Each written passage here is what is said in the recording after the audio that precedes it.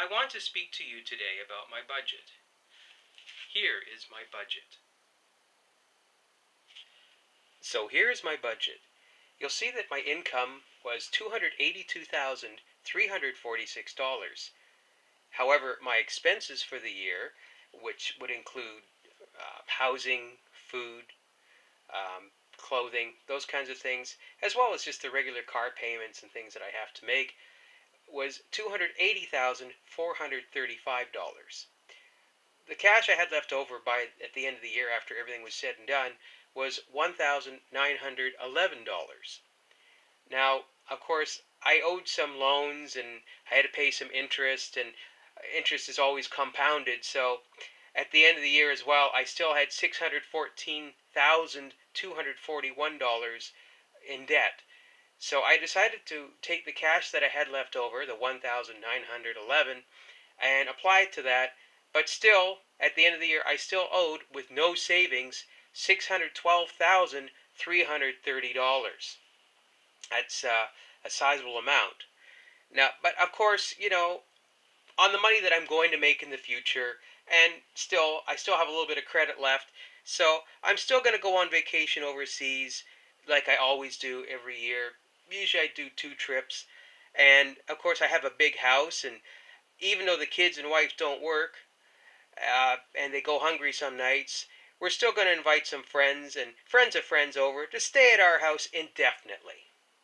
Of course, they won't pay a cent because they're going to be our guests. So, I'm just gonna have to tell the wife and the kids to tighten their belt and show some compassion to our friends who don't have as much as we do, and not be so selfish. Now, does this really sound responsible to you? Is this something that you would do if you had household debt like this, $612,330? Well, of course not. It doesn't make sense to anyone.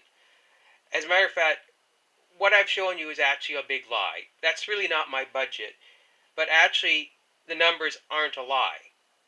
As a matter of fact, the income that we're talking about here, and these are real numbers, the income is actually 282,346,000, and the expenses are actually 280,435,000, and the leftover cash is 1,911,000.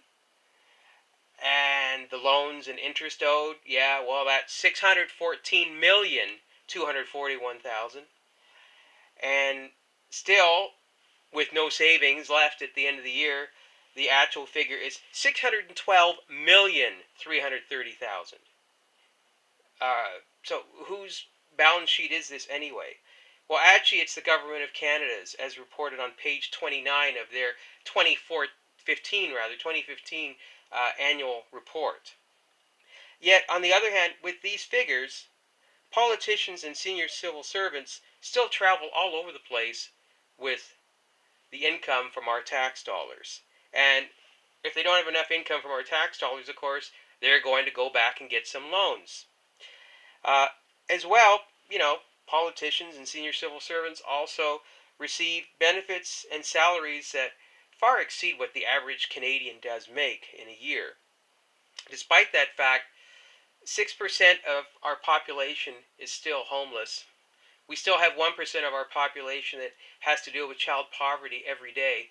And 20% of our Aboriginal peoples still live without clean drinking water. But that's okay because, the government still sends more money overseas to prop up other economies. I don't know where they get it from. I think they probably take it as loans. As well, we have an immigration and refugee system that invites more people into our house, into our country, and we foot the bill. So that doesn't sound very responsible, does it? Or is this something that you would do if this was your budget?